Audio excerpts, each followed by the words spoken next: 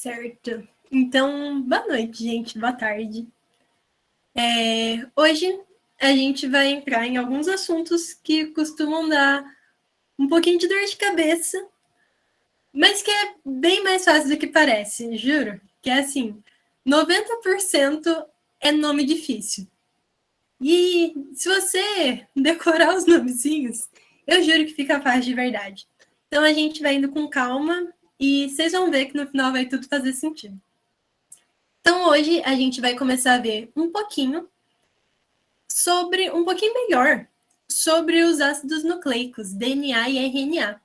E a partir disso, a gente vai cair numa coisa ali que vai ser a base da nossa biologia molecular, a base do que a gente vai usar depois para estudar genética, que é duplicação, transcrição e tradução. São os 3 processos que vão ocorrer ali dentro das nossas células que vão gerar tudo, basicamente, que a gente vê numa escala macro. Então, para começar, primeiro, então, a gente vai conversar um pouquinho sobre esses ácidos nucleicos. Que são os ácidos nucleicos? Bom, lá na aula de bioquímica, eu tenho certeza que vocês, alunos muito esforçados, lembram que um polímero é uma molécula grande formada por vários monômeros.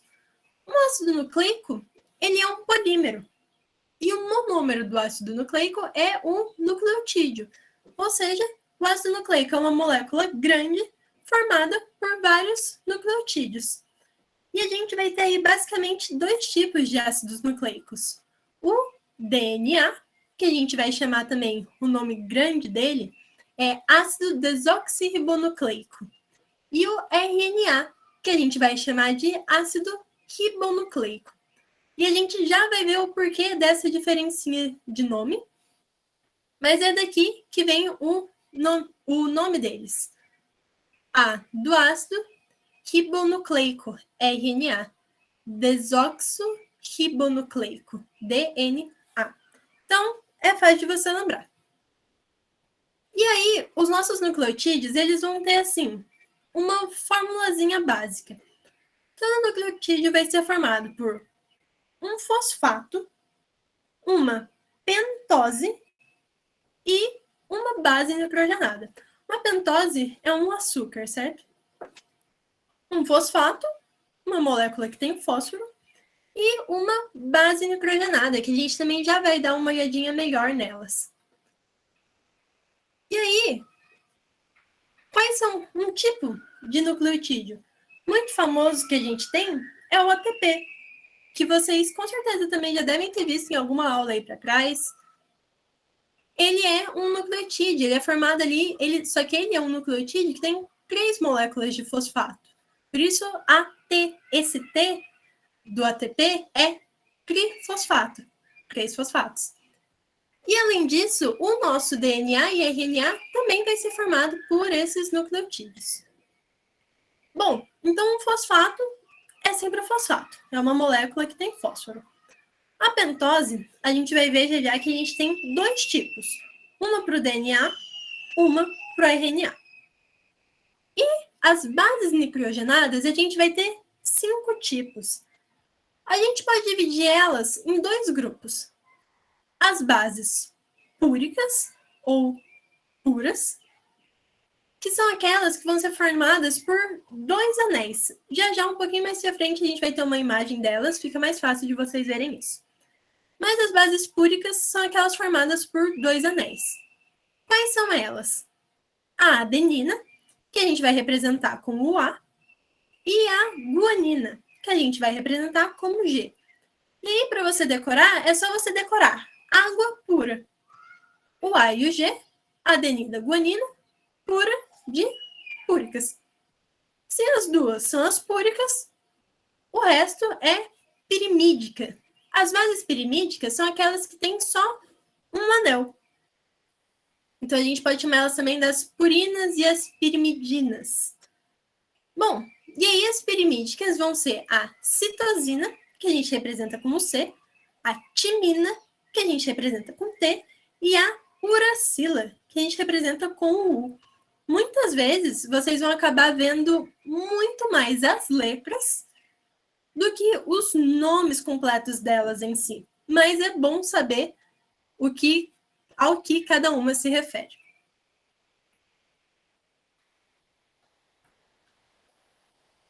E o slide não está passando. Espera aí.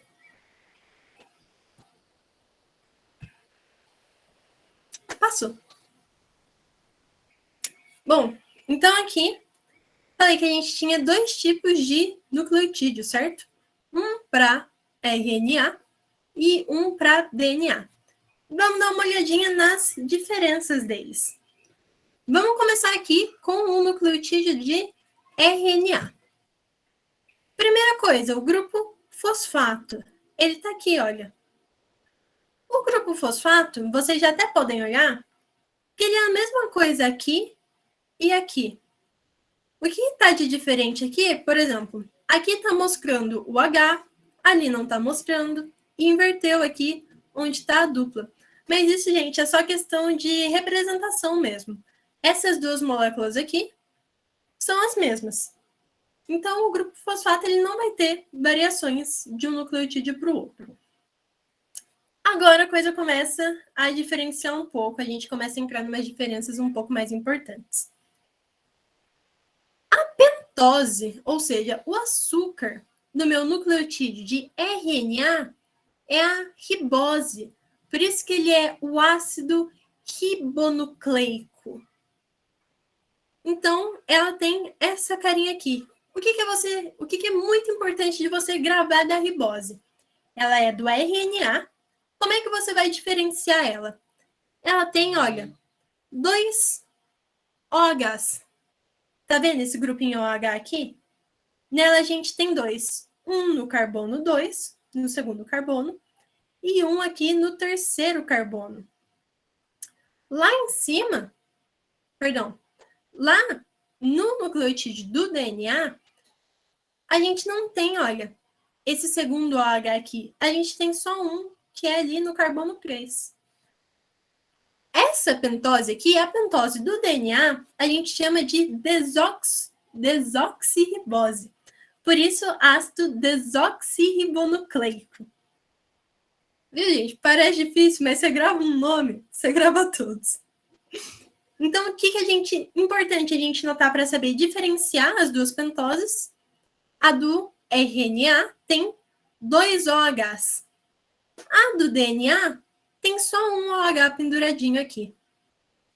Certo, gente? Então, basicamente, só isso que vocês precisam saber para diferenciar as 2. Olhou, bateu o olho. Tem 2 OHs? RNA.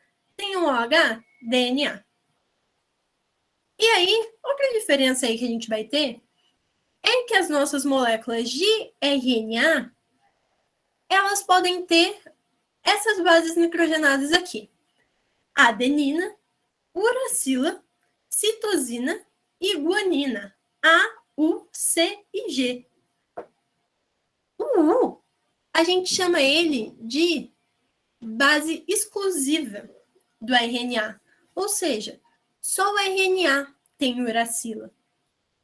O meu DNA, essa base nitrogenada aqui, olha, do meu DNA, nunca vai ser uracila. Eu não tenho uracila no DNA. O que eu tenho no DNA? Timina. Então, aqui no DNA, eu posso encontrar A, T, C ou G, mas eu nunca vou encontrar U. E aqui o contrário. Eu posso encontrar A, U, C e G, mas eu nunca vou encontrar o T. O U é só do RNA. O T é só do DNA. E já, um pouquinho mais pra frente, a gente vai ver a importância de saber isso, de ter isso bem fixado aí na cabeça. E bom, aqui, a base nitrogenada, só de olhar aqui, uma coisa vocês já sabem me dizer para mim. Ela é púrica ou pirimídica? A gente sabe que ela é púrica. Por quê? Eu estou vendo aqui um anel, 2 anéis. A mesma coisa essa daqui do lado, olha. um anel, 2 anéis. Se eu tenho 2 anéis, eu sei que ela é púrica. Eu posso não saber se ela é a adenina ou a guanina, A e G, água pura. Mas eu sei que é uma das duas. Nesse caso aqui é a adenina, mas não precisa saber identificar cada uma delas, certo? Saber identificar se ela é púrica ou pirimídica é mais que o suficiente. E aí agora, então, vamos entrar um pouco mais a fundo no nosso DNA. A partir daqui, gente, a gente vai falar muito sobre DNA de célula eucariótica e a gente vai puxar mais para o lado da eucariótica animal, certo? Se você for pegar bactéria, tem DNA? Tem. Mas o DNA da bactéria é desse jeito que a gente vai ver aqui? Não. Ele tem uma estrutura diferente, mas o nosso enfoque agora, por conta dos processos que a gente vai ver e tudo mais, vai ser voltado para o DNA humano, certo? Animal, no geral. Então, vamos lá. Nas células eucarióticas, o DNA está localizado no núcleo, que não é nenhuma novidade para vocês. A gente sabe que o núcleo está lá justamente para guardar esse DNA. Nas mitocôndrias e cloroplastos, porque também não é novidade que as mitocôndrias e os cloroplastos, eles têm um DNA próprio, um DNA que é só deles, que é diferente do DNA que está no nosso núcleo. Também não é novidade para vocês que lá dentro do nosso núcleo, o DNA não está solto. Gente, o DNA ele é gigante, enorme. Imagina se a gente fosse guardar ele com uma fitinha. Não ia ter espaço. Então, o que a gente faz com ele? A gente enrola. A gente enrola ele numa proteína específica que chama proteínas estonas, proteína estona, que são como se fossem umas bolinhas de proteína onde o DNA vai se enrolar para a gente deixar ele mais empacotado. Quando a gente pega essa junção de DNA mais proteína estona, a gente chama de cromatina. A gente viu isso lá na aula de divisão celular. E aí, quando a cromatina está o mais condensada possível, quando ela está o mais enrolada possível, como é que a gente chama? Cromossomo. Isso tudo já não é muita novidade. Bom, lá em 1953, dois caras, Watson e Crick, eles montaram para a gente, eles fizeram um estudo que evidenciaram para a gente a estrutura do DNA. Eles usaram como base alguns estudos que vieram antes deles, alguns estudos mais antigos, mas os nomes que mais vão aparecer vão ser os dos dois mesmo, Watson e Crick. E antes da gente entrar, então, melhor na estrutura do DNA, como é que esse DNA é formado? A gente vai só lembrar que o DNA ele é o material hereditário dos seres vivos. Ele é responsável pelo metabolismo. O que isso quer dizer? Primeiro, ele é o material hereditário dos seres vivos. Por isso, quando eu vou ter a minha divisão celular lá atrás, lembra? Eu divido meu material genético para passar para células filhas. Tá? Eu divido esse material genético para ele estar lá nos gametas na meiose, para quando eu tiver um embrião, ele vai ter esse material genético, que vai ter o quê? Informação hereditária. Por isso que você, às vezes, parece com o seu pai. Por isso que a gente fala que você puxou o seu pai. Porque você tem metade do DNA dele. Logo, o material genético é hereditário. Ele passa. E ele é responsável pelo metabolismo. Nosso metabolismo, gente, ele é inteiro controlado por reações bioquímicas que acontecem. E essas reações, elas são muito mediadas pelas proteínas. Proteínas e enzimas. E a gente vai ver que quem tem a receita para fazer todas essas proteínas que o nosso corpo usa é o DNA. Então, ele é como se fosse o nosso manual de funcionamento, que está dizendo ali para o nosso corpo como é que ele tem que agir, como é que ele tem que funcionar. Bom, então vamos lá. A estrutura do DNA. O DNA, ele é uma fita dupla e hélice. O que isso quer dizer? Dá uma olhada nessa imagem aqui do lado. Ele é uma fita dupla, ou seja, eu tenho duas fitinhas aqui, dá para ver? Eu tenho uma fita laranja e eu tenho uma fita azul. São duas fitas. Por que a gente chama ela de hélice? Por conta desse formato aqui dela, olha, que ela vai girando. Por isso que a gente chama ela de hélice. O que acontece com essas duplas fitas? A gente vai ver melhor um pouquinho na próxima imagem que tem aqui. Mas lembra, então, que o nosso DNA ele é um ácido nucleico formado por nucleotídeos. Esses nucleotídeos têm bases nitrogenadas, que são representadas por essas letrinhas aqui. Então, agora, uma coisa muito importante. Se for para escolher uma coisa para gravar da aula, escolhe essa. A liga com T, C liga com G. Sempre. Você nunca vai achar um A ligado com o C ou com o G. O A liga com o T, T liga com A, C liga com G, G liga com C. Então, dá uma olhadinha aqui na imagem. O C da fita laranja está ligado no G da fita azul. O A da fita laranja está ligado no T da fita azul. E é isso que está acontecendo, olha, até lá ao final. As bases nitrogenadas, elas se ligam entre si. Elas se ligam por ponte de hidrogênio, certo? É uma ligação química. Então, elas se ligam e é isso que vai juntar as minhas duas fitas do DNA, essa ligação entre elas. E por conta de algumas forças que ocorrem aqui, polaridade e tudo mais, vai acontecer esse formato de hélice. Algumas dessas forças vão meio que mover a molécula. Então, ela vai começar a fazer esse giro. Então, temos aí DNA, fita dupla hélice. Certo? Bom, vamos lá, então. Isso daqui é como se fosse a gente ampliando essa imagem que a gente acabou de ver aqui. Então, agora a gente está vendo aqui as ligações químicas. Olha aqui, olha. Você está vendo que a minha timina está ligando com a minha adenina? A minha citosina com a guanina? E assim por diante. Por que isso é importante? Olha só, uma base púrica liga com uma pirimídica. Aqui é a mesma coisa, uma púrica e uma pirimídica. Por que isso é importante? Uma tem dois anéis, uma tem um só, certo? Agora pensa se eu tivesse aqui dois anéis ligando com dois anéis e aqui um anel ligando com um anel. O espaço ia ser o mesmo? Não ia. Mas, como uma púrica sempre liga com uma pirimídica, esse espaço aqui no DNA, ele é constante. Então, o tamanho fica sempre o mesmo. Então, a gente tem aqui, olha, as bases se ligando por ponte de hidrogênio. E aí, mais uma coisa para lembrar. Adenina e timina sempre se ligam. Então, A liga com T. E é sempre, olha, por uma ligação dupla. Então, ó, eu tenho uma ligação aqui e uma ligação aqui.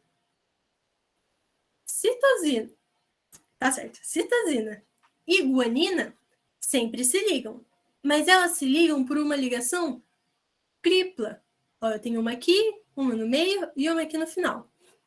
Então, se a prova te perguntar qual ligação que é mais forte? Entre citosina e guanina ou entre adenina e timina? Entre C e G ou entre A e T? Entre C e G. Por quê? Porque aqui eu tenho três ligações, eu tenho 3 pontos de hidrogênio para segurar a minha molécula junta. Então, é mais forte. Ok. Então, a gente já viu como é que uma fita gruda na outra. Mas eu não disse para vocês que essa fita ela é um polímero? Então, ela é formada de várias moléculas pequenininhas? Cada um desse daqui, olha, é um nucleotídeo.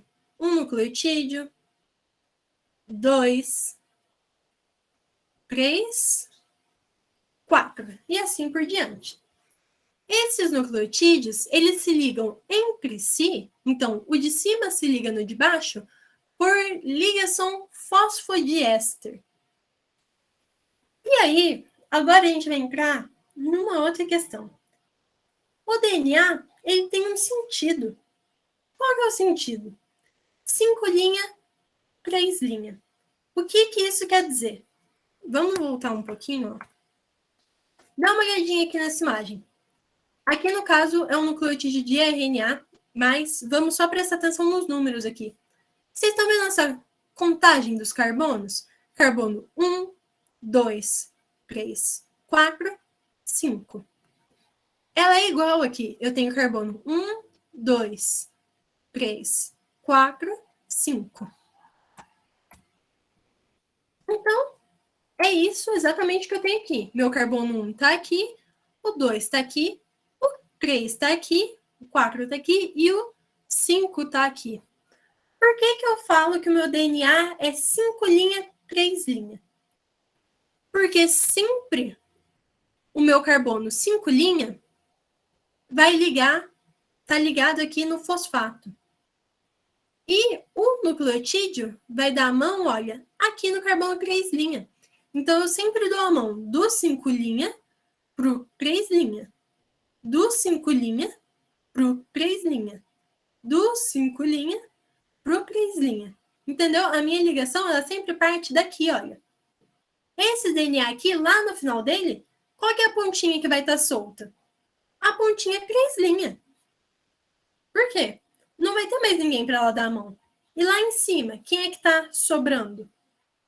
A pontinha 5 linhas. Por isso que eu digo, meu DNA ele é 5 linhas, 3 linhas. Essa fita aqui, ela é antiparalela, ou seja, ela é o contrário. Meu DNA ele não é assim. Uma fita é aqui, a outra fita é aqui. Ela é antiparalela. Então aqui, olha, vocês conseguem ver que não é a ligação que muda de sentido. É como se as moléculas ficassem de ponta cabeça. Então, eu tenho aqui, olha, 5 linhas, liga para o 3 linhas. 5 linhas, liga para o 3 linhas. 5 linhas, lá para o 3 linhas. O que muda não é o sentido da minha ligação. O que muda é a minha molécula, é o sentido da minha molécula. Como se ela ficasse de cabeça para baixo. Então, o DNA, ele tem uma fita 5 linhas, 3 linhas. E uma fita 3 linhas, 5 linhas. A minha ligação fosfodiéster é sempre do 5 para 3.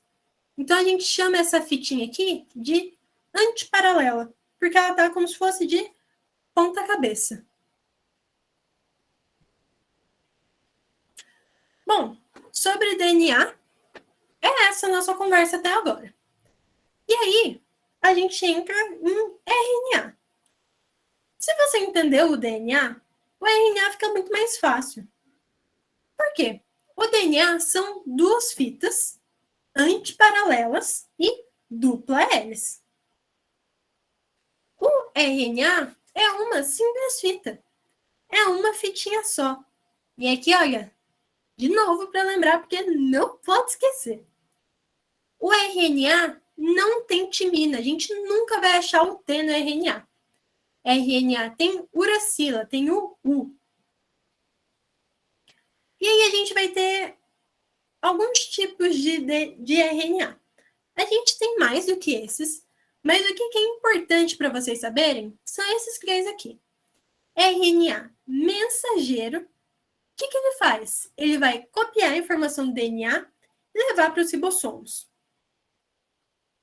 Então, é como se o RNA mensageiro entrasse lá no núcleo e escrevesse, anotasse a receita num caderninho. O RNA ribossômico, RNA-R, vai ser um dos componentes da estrutura do ribossomo. Um ribossomo, ele é formado por RNA e proteína. Então, é o que vai formar ali o ribossomo. E o ribossomo, ele vai ser como se fosse a nossa maquinaria. E o meu RNA? Tá certo. Meu RNA transportador, RNA-T, vai carregar os aminoácidos até o ribossomo para fazer a síntese proteica. Então, o que eu preciso entender? O que o meu RNA mensageiro escreve, o meu RNA transportador lê. A gente vai ver melhor esses processos logo, logo. Então, aqui, olha, o desenho de um RNA. bem mais simples que um DNA, certo? Ele é só uma fita com as bases nitrogenadas aqui para fora. As bases não se ligam com ninguém. Por quê? Ele não é dupla fita, é uma fita só, não tem com quem elas se ligarem. E os nucleotídeos vão se ligar um ao outro aqui, eles vão dar a mãozinha em cima, do mesmo jeito que os do DNA. Então, ligação fosfodiéster. Bom, entendida essa conversa inicial, a gente começa agora a cair de verdade na matéria de hoje. Que é, a gente vai chamar isso de dogma central da biologia molecular. Se algum dia uma questão pedir para você esquematizar o dogma central da biologia molecular, é exatamente isso daqui. Vamos entender o que está acontecendo aqui. Eu tenho uma molécula de DNA. A minha molécula de DNA, ela se replica, ou seja, replica a si mesmo. Replicar é a mesma coisa que duplicar. Então, ela se replica, ela se duplica. E a minha molécula de DNA gera um RNA mensageiro. Qual que é o nome do processo que faz o meu DNA gerar um RNA mensageiro? Transcrição. Meu RNA mensageiro gera uma proteína. Qual que é o nome desse processo? Tradução. E aí, agora, a gente vai começar, então, a ver melhor, a ver um pouquinho mais a fundo esses processos aí, como é que eles acontecem. Bom, então vamos começar aí com a replicação ou duplicação do DNA. Replicação ou duplicação, a mesma coisa, tá, gente? Vocês podem escolher qual vocês vão usar. Então, aqui, olha, já tá um lembrete importantíssimo a partir de agora.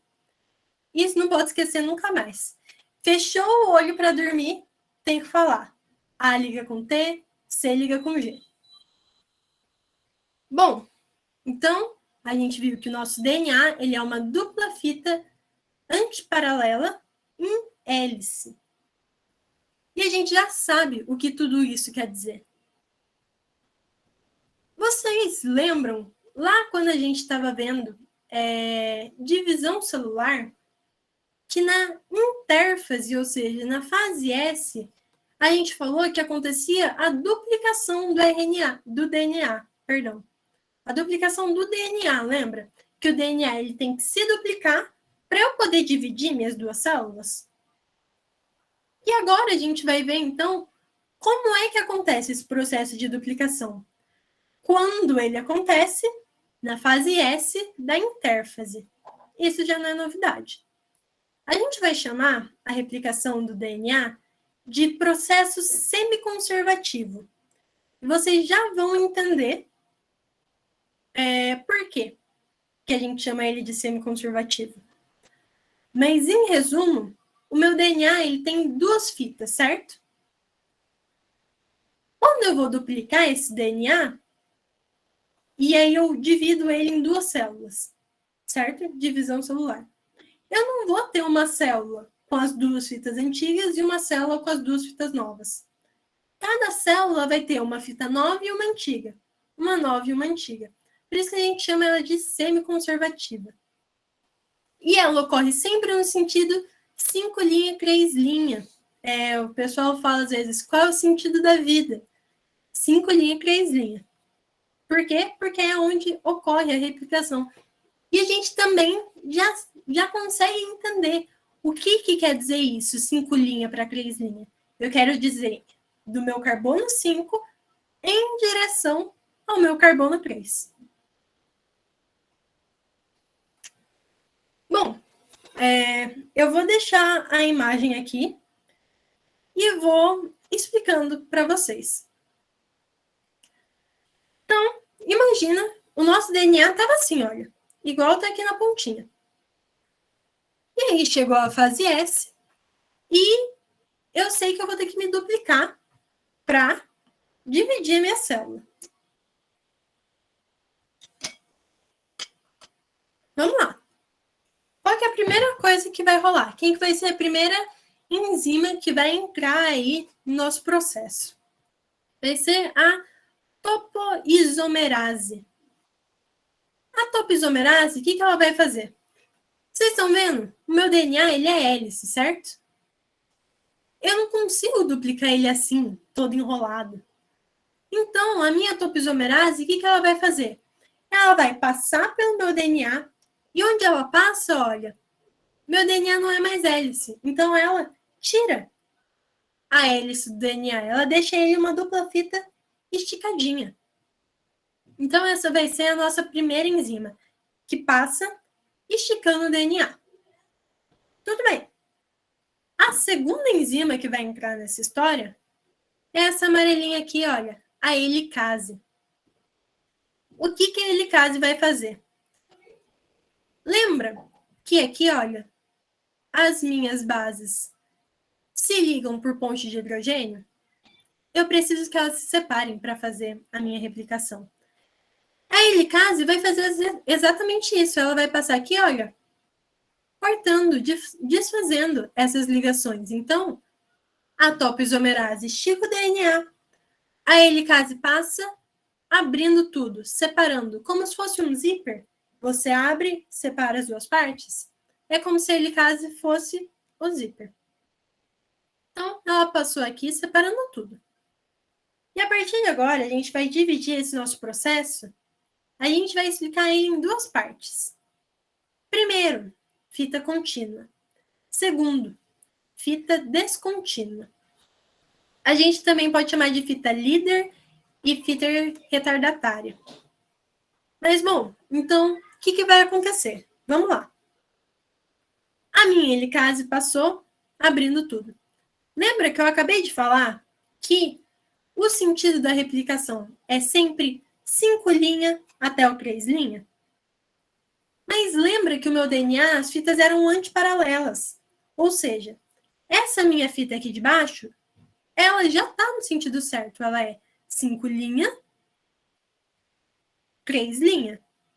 Mas a minha fita de cima, ela é antiparalela. Então, ela é 3 linhas e os 5 linhas dela, ó, tá para cá, 5 linhas. Então, vamos então falar primeiro sobre a nossa fita contínua. Vamos começar pelo mais fácil. Ela já é 5 linhas, 3 linhas. Então, eu não vou ter muito problema para polimerizar ela. Eu tenho uma enzima, que é a DNA polimerase, é essa amarelinha aqui, que vai passar colocando as bases correspondentes. O que isso quer dizer? Se ela passou aqui e viu um A, ela coloca T. Outro A, T. C, ela coloca o G. Agora ela viu um T, ela coloca o A. Viu C, coloca o G. E assim por diante. Então, se a gente sabendo uma das fitas, a gente já consegue saber qual vai ser a outra. Porque é só eu completar com quem ela se liga, certo? Isso costuma cair bastante em exercício. Você tem uma fita de DNA que é, por exemplo, AACGT. E aí, você, olhando um lado da fita do DNA, você completa a outra. Deixa eu ver se eu consigo.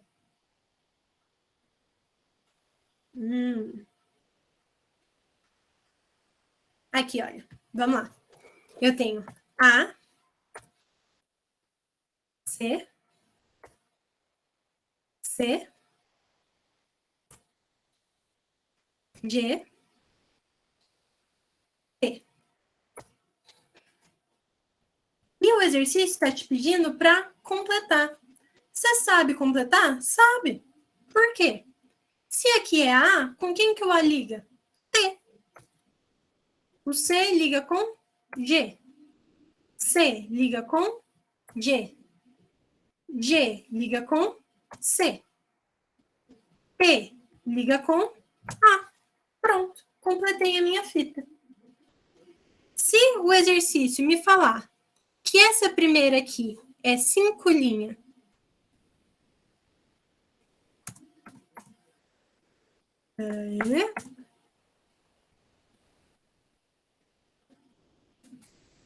Se o exercício me falar que essa primeira é 5 linhas, 3 linhas, eu sei também que a minha segunda fita vai automaticamente ser 3 linhas,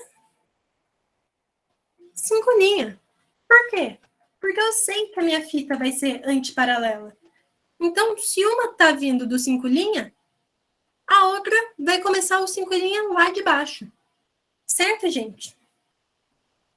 Então, vamos voltar aqui. Então, bora lá. Minha topoisomerase passou e esticou meu DNA. A helicase passou, veio cortando tudo. Separei minhas duas fitas.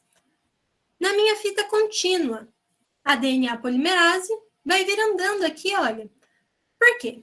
DNA polimerase, ela tem um problema, ela tem um defeitinho, que é ela só consegue fazer a ligação do sentido 5 linha para o 3 linha. Então, ela só consegue andar, olha, do 5 lá para o 3.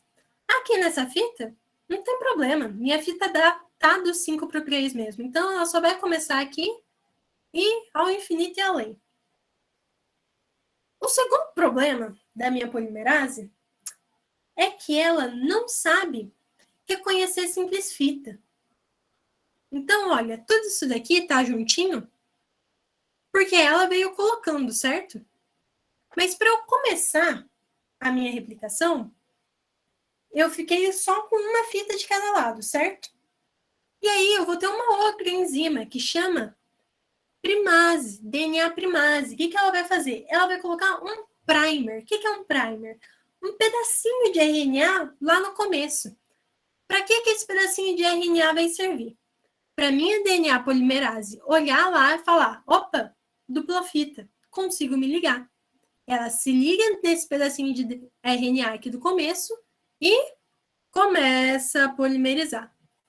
A partir disso, gente, não tem segredo. Ela começa a polimerizar e vai só completando com as ligações correspondentes até o final. Fita contínua? Fácil, fácil, certo? O negócio fica um pouquinho mais difícil na fita descontínua. O que vai acontecer? Lembra que eu falei que essa minha enzima aqui só sabe funcionar do sentido 5 linha para o 3 linha? Essa minha fita ela é antiparalela. É como se ela estivesse ao contrário. Então, 5 linha dela tá para cá, olha. E o 3 linha tá lá na ponta. Mas se eu tô abrindo por aqui, minha enzima não consegue começar aqui e ir indo. Então, o que vai acontecer? Vamos lá.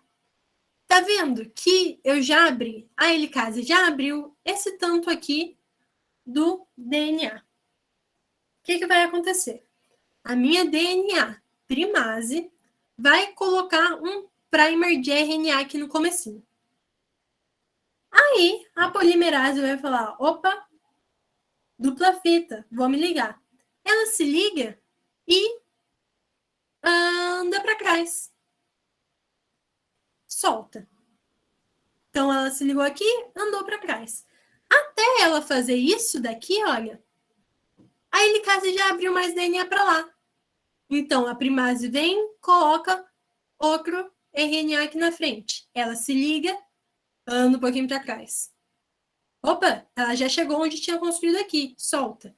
Nisso, a helicase já abriu mais lá. Então, ela liga, anda para trás. Então, ela vai indo sempre nesse processo. Ela tem que esperar a helicase abrir para avançar e voltar. Aí ela espera a helicase abrir mais, avança e volta.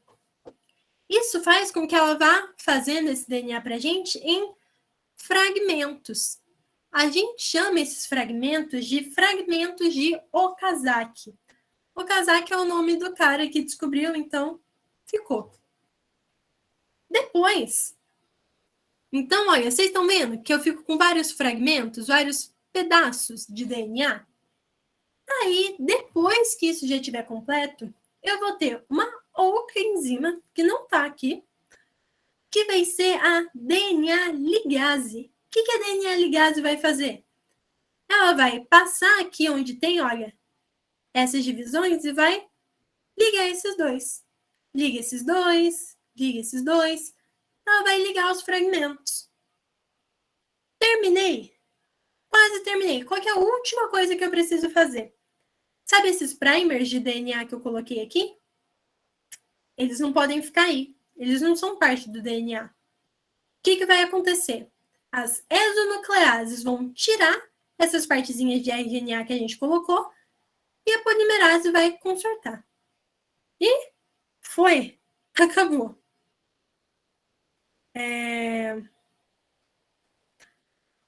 Outra coisa. O nome disso daqui, olha, tá vendo? Essa abertura que a helicase faz, a gente chama de forquilha de replicação.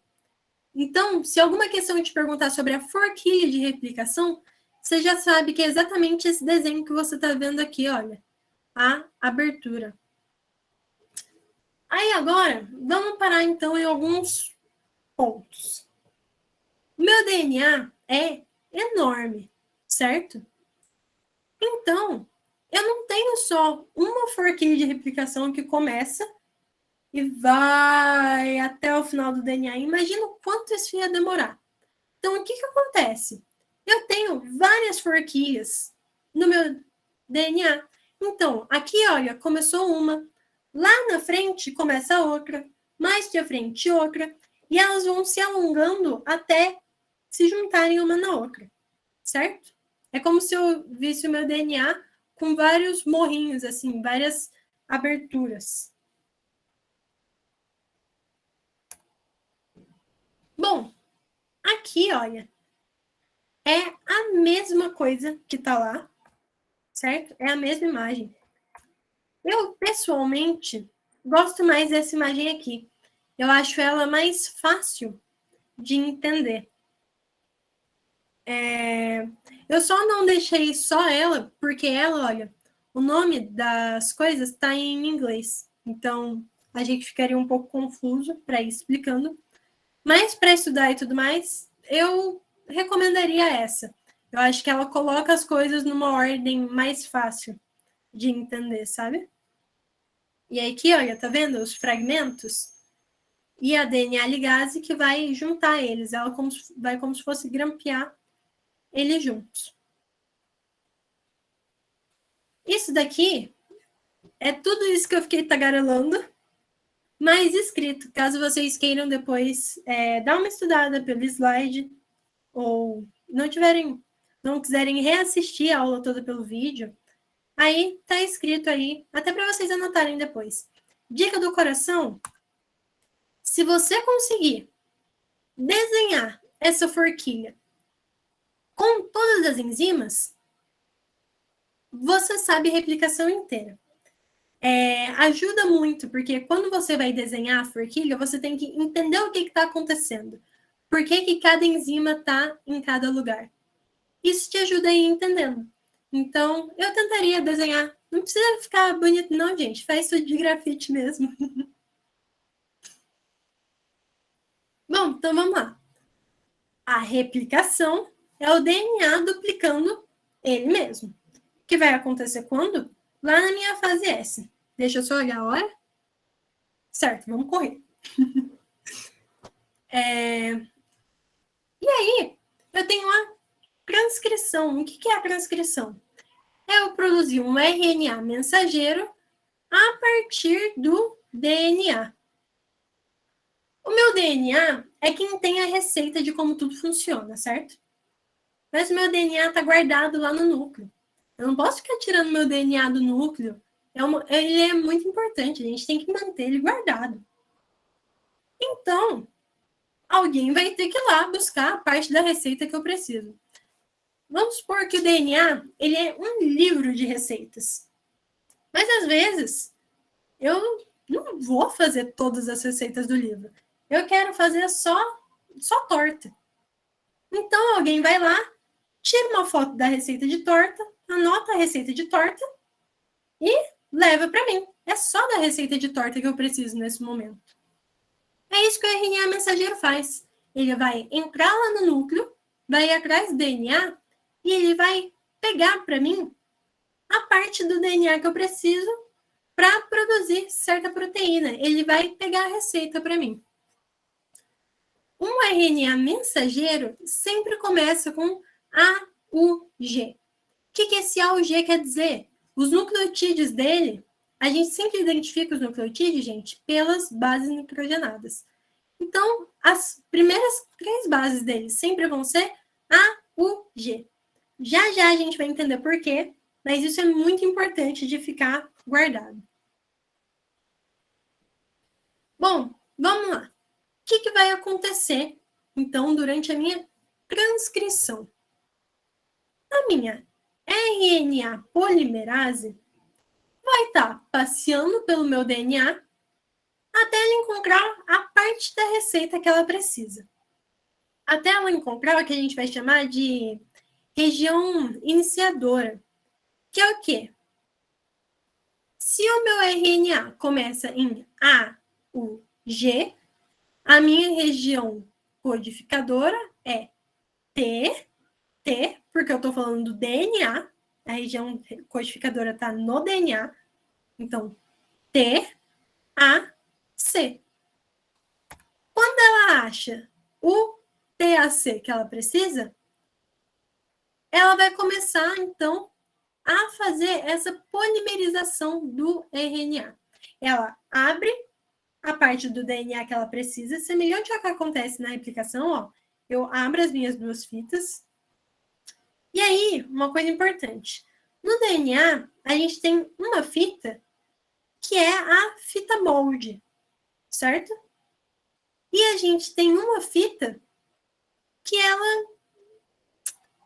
ela não vai ser ativa. Ela tem a sua importância, sim, mas não é ela que tem a receita. Só uma das fitas tem a receita. Qual fita é? 3 linha, 5 linha. Por que eu sei que é a 3 linha, 5 linha? Perdão? Porque o meu RNA, do mesmo jeito que o DNA, eu só consigo polimerizar do sentido 5 para o 3. Eu não consigo fazer ligação do 3 para o 5. Sempre do 5 para o 3. Então, vamos lá. Gente, se você entendeu a replicação, essa parte fica fácil. A minha RNA polimerase abriu aqui o DNA, achou a fita molde e vai começar a completar as ligações. T, ela coloca um A. Se aqui eu tenho A, eu coloco o U. Por quê? Eu tenho T no RNA? Não tenho. Então, eu coloco U.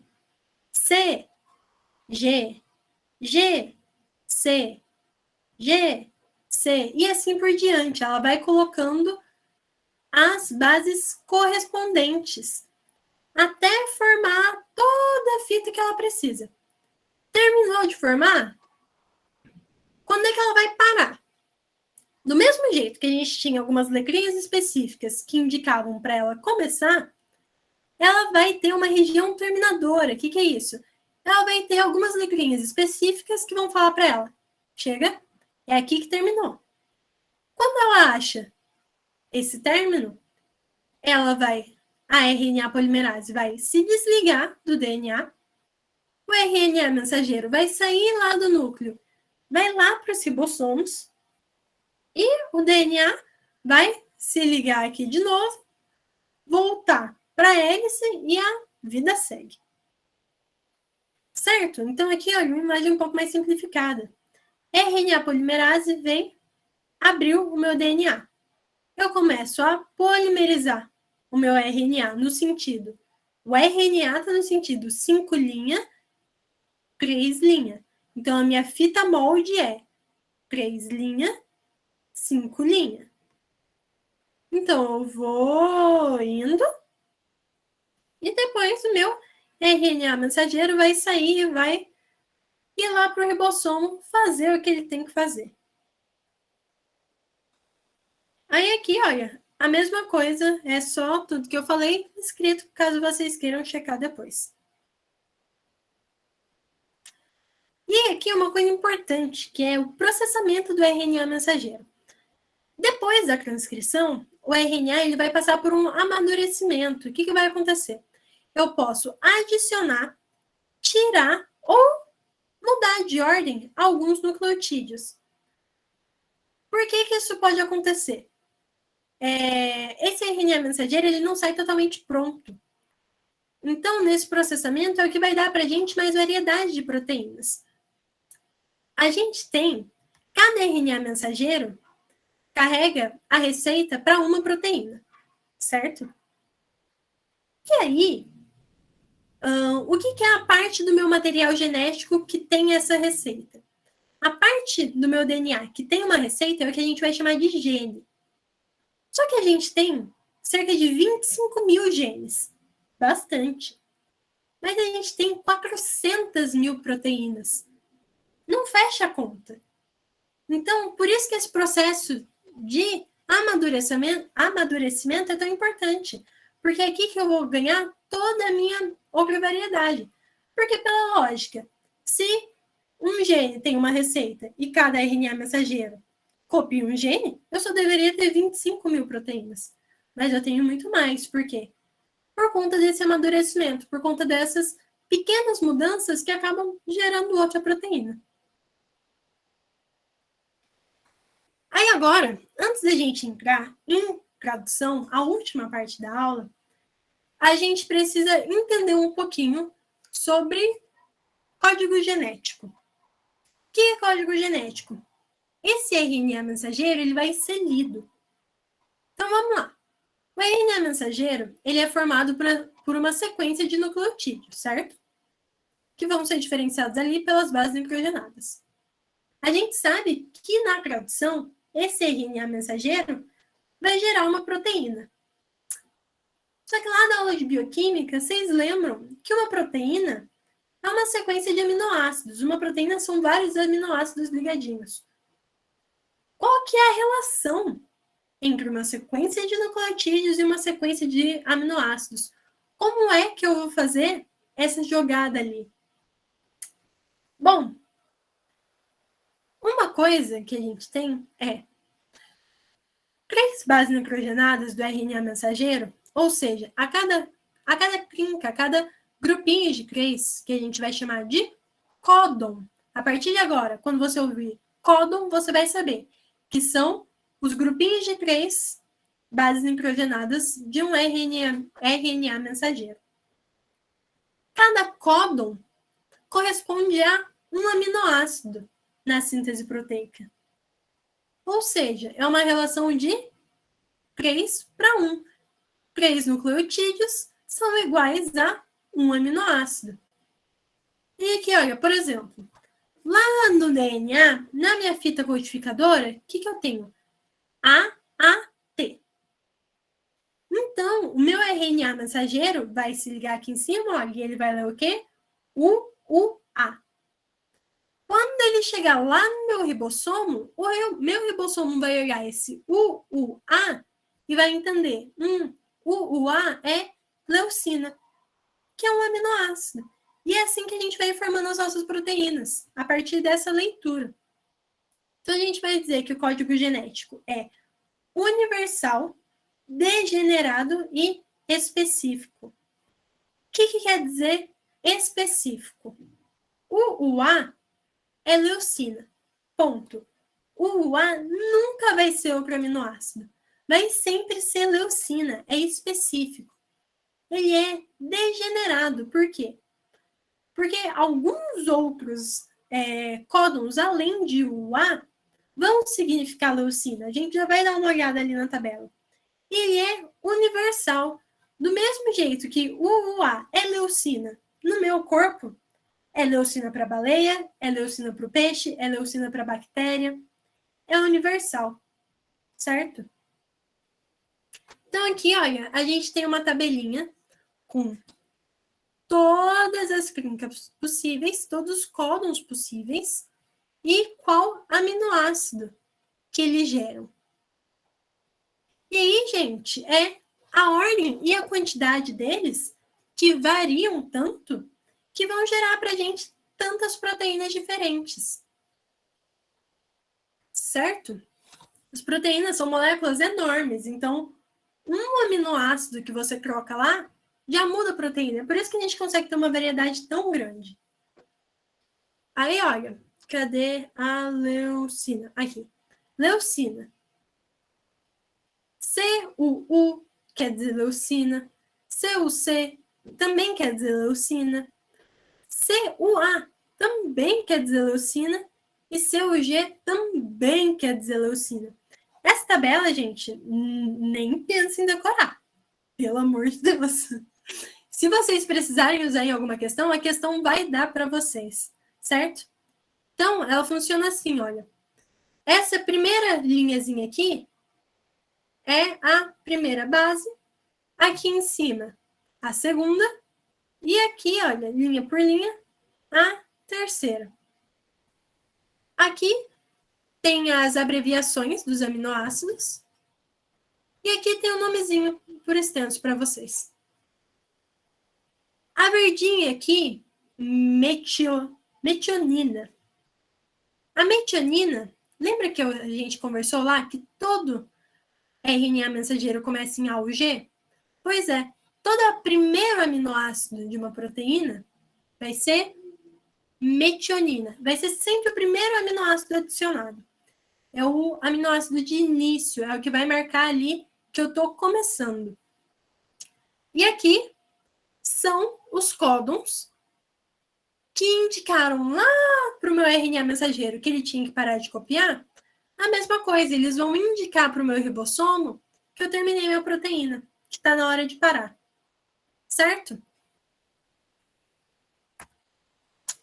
Bom, então vamos lá. Vamos então para a tradução, a tão conhecida síntese proteica, produção de proteínas.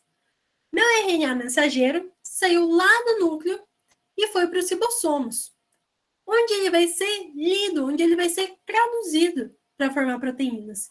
Onde eu vou pegar aquele RNA, aqueles nucleotídeos, vou ler aquilo e vou transformar em aminoácido. Para isso, a gente vai precisar da ajuda do RNA transportador. O que é importante saber do RNA transportador?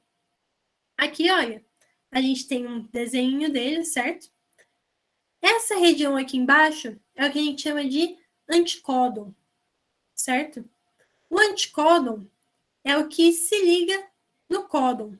Então, ó, metionina, AUG. O códon do meu RNA mensageiro, vai estar escrito AUG. Então, o anticódon do RNA transportador de metionina vai ser o quê? Nossa, calma aí. AUG, UAC. UAC. Por quê? Porque ele vai ter que se ligar com o meu códon, certo? Então, o anticódon, ele é sempre com os correspondentes do códon. E todo meu RNA transportador carrega uma proteína específica. Então, dá para entender por que um códon, uma proteína não, perdão, gente, um aminoácido específico. Então, dá para entender por que um códon quer dizer um aminoácido específico. Meu RNA transportador, ele sempre vai ter, olha, os correspondentes para se ligar ali no códon. E esses correspondentes sempre vão trazer junto um aminoácido específico. Por isso que o meu códon sempre vai equivaler ao mesmo aminoácido. Então vamos lá para tradução, síntese proteica. O que vai acontecer? Nosso ribossomo, a gente tem duas partes. A subunidade menor e a subunidade maior. No citoplasma, elas estão separadas. O que vai acontecer? Vai chegar aqui o meu RNA mensageiro na subunidade menor. Deixa eu checar. Isso. Então, chega o meu RNA mensageiro na subunidade menor. O meu ribossomo olha e fala, olha, Preciso de uma metionina. Por quê? Porque ele lê aquele códon lá, AUG. Isso aciona a subunidade maior. Ela vem, se liga. E a partir daí, um RNA transportador vai entrar, se ligar aqui. O meu ribossomo dá um passinho para o lado, então meu RNA mensageiro fica parado. É como se o meu RNA mensageiro estivesse aqui, meu ribossomo fosse fazendo isso, ó, andando por ele. Para quê? Para ler ele, até ler ele inteiro, certo? O RNA fica, o ribossomo vai andando. Então, ó, veio um, ligou aqui. Andou para o lado, a metionina vai sair aqui, olha, vai ficar aqui na pontinha. Vai andar mais um, e o RNA transportador que trouxe ela vai embora. Só que, quando uma molécula liga aqui, andei para o lado, eu ligo o meu aminoácido aqui no meio, o outro já liberou esse espaço aqui para o próximo, e outro aminoácido, olha, outro RNA transportador já está entrando aqui. Dá para entender que ao mesmo tempo que isso daqui está se ligando, isso daqui está saindo, o próximo está entrando? Anda para o lado. O verdinho vai ligar aqui no laranja, o amarelo vai entrar no ribossomo, e o que estava carregando laranja vai sair? Vai andar para o lado. O do verdinho vai sair, o amarelo vai ligar, o próximo vai entrar aqui no meio. E assim vai, gente. Vai, até terminar a proteína. O meu ribossomo vai lendo até eu terminar. Quando eu chego lá no final, quando é que eu sei que é o final? Lembra aqueles meus códons específicos de parada? Esses códons, os RNA transportadores deles, não carregam nenhuma proteína. Então, quando eles chegam aqui, sem proteína não, gente, perdão, aminoácido. Quando eles chegam aqui sem nenhum aminoácido, meu ribossomo entende, acabou. Acabou, o que acontece? Aquela primeira metionina que eu usei para começar, ela é retirada da proteína. Agora é proteína mesmo. Ela é retirada da proteína. O restante dessa proteína sai, vai lá sofrer os processos de maturação da proteína que não cabem nessa aula, que já é uma parte de bioquímica que vocês já tiveram. As minhas subunidades do ribossomo vão se desligar. E depois esse RNA mensageiro aqui, ele vai se desfazer. Ele vai voltar a ser só nucleotídeos soltos ali no citoplasma. Acabou. Aqui, mesma coisa. Tem tudo escrito. Mas é basicamente isso, gente. Os RNAs transportadores vão se ligando e o ribossomo vai lendo o RNA mensageiro. Então, o esquema vai ser sempre esse. Enquanto um entra, o outro liga, o outro sai. Um entra, o outro liga, o outro sai. Isso vai acontecendo repetidamente até eu terminar tudo. Certo? Bom, é isso o que temos. Deixa eu só fazer uma coisa aqui. Vamos voltar lá. Aqui. Então, ó. Eu tenho o meu DNA aqui que eu completei. Certo?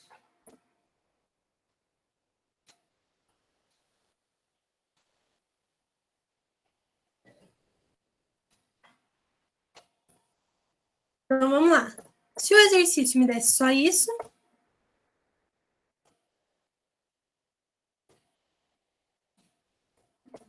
lembrando que essa que eu tenho aqui é a minha 5 linha.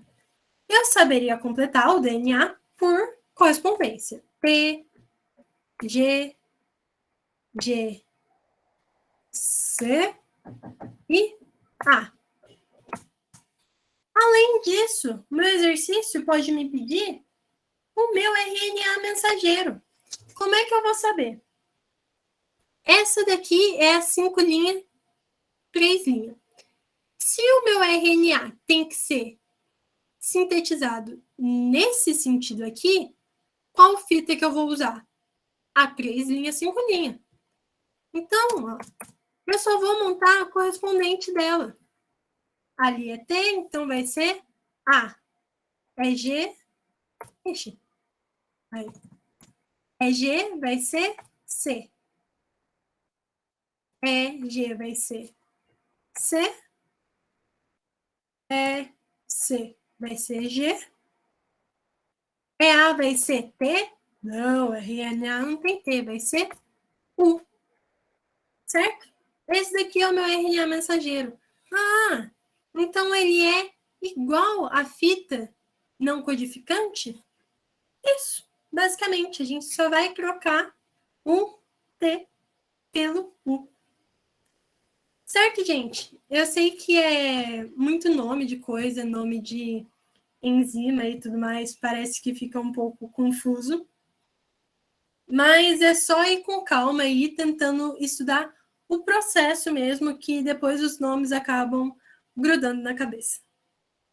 E é isso. Eu espero que vocês tenham entendido. Mais tarde eu já coloco os slides lá no Classroom. E qualquer coisa, estamos sempre por aí. É só perguntar. Certo? Deixa eu